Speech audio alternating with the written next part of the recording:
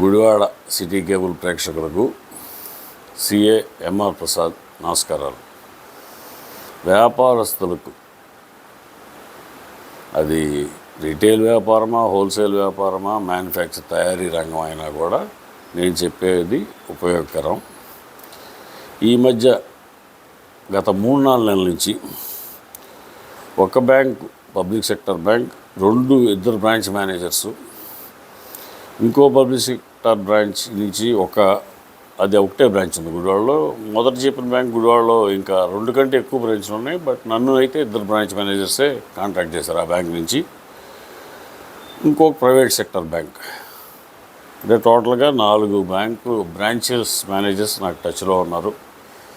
వాళ్ళు నన్ను ఏమన్నారంటే, బాబు మీరు ఛాంబర్ ఆఫ్ కామర్స్ ప్లస్ ప్రొఫెషనల్లో ఉన్నారు కాబట్టి మీ క్లయింట్స్ కానీ ఛాంబర్ తరపున గుడివాడలో ఈ ఏరియాల్లో ఉన్న వ్యాపారస్తులు ఎవరికైనా ఒక లోన్ మాది మీకు తెలుసు ప్రోడక్టు, మీరు ఆల్రెడీ అలాంటి లోన్ అవైల్ చేస్తున్నారని తెలిసింది మాకు ఇంకో బ్యాంక్లో.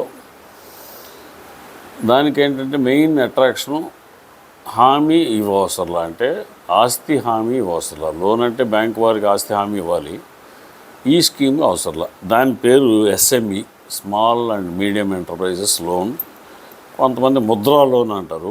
ఇది బీజేపీ ప్రభుత్వం వచ్చినాక పెట్టారు.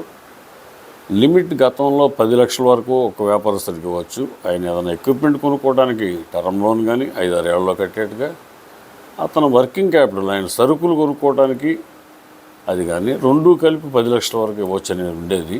బట్ రీసెంట్గా 10 లక్షలని 20 లక్షలు చేశారు.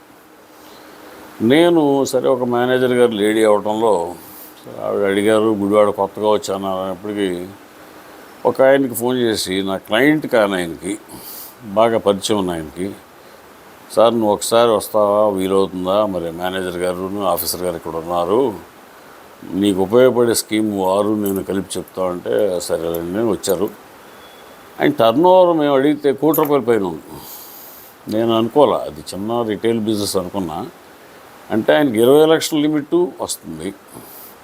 దాన్ని 2 రకాలుగా ఉపయోగించుకోవచ్చు. ఏదైనా వస్తువు, ఆ బిజినెస్ సంబంధించిన రిక్వైర్మెంట్ ఉండే ఫిక్స్డ్ అసెట్ కొనుక్కోవచ్చు, ప్రాపర్టీ, లేదు ప్లాంట్ ఎక్విప్మెంట్ అంటాం.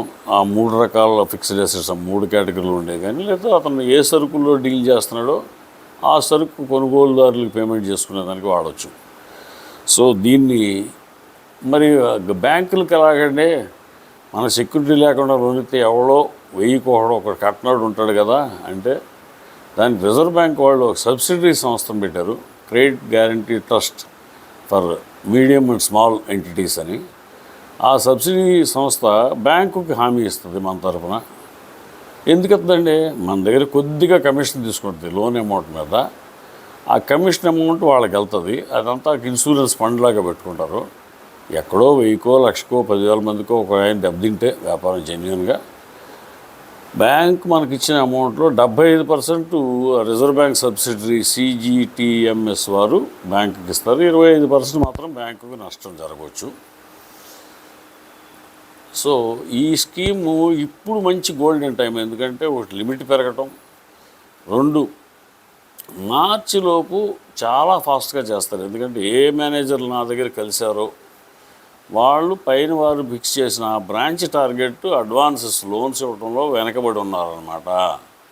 కాబట్టి ఇప్పటికే వాళ్ళు పాపం 6 తర్వాత కూడా పనిచేస్తున్నారు, 7-8 గంటల వరకు రాత్రి.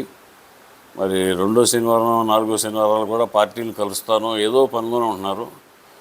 ఇప్పుడు మిస్ అయిన వాళ్ళు ఏప్రిల్లో వెళ్తే 6 నెలలు పట్టిన ఆశ్చర్యం లేదు ఇదే లోన్ శాంక్షన్ అవ్వడానికి ఒక్కొక్కసారి. కాబట్టి మంచి టైం. ముద్దు చెప్పే సంకెక్కమన్నారు. వ్యాపారస్తులు లోన్ లేని వాళ్ళు ఏ బ్యాంక్ వెళ్ళమనేది కూడా నేను చెప్పను. తనకు ఆల్రెడీ ఉన్న బ్యాంకులో ఖాతా ఎక్కడుందో, సేవింగ్స్ అకౌంట్, కరెంట్ అకౌంట్, ఆ బ్యాంక్ మేనేజర్ గారినే ఫస్ట్ అడగండి. అక్కడ అవ్వకపోతే నాకు చెప్పండి, నేను మీకు 5-6 బ్యాంకులని పరిచయం చేస్తాను. Thank you.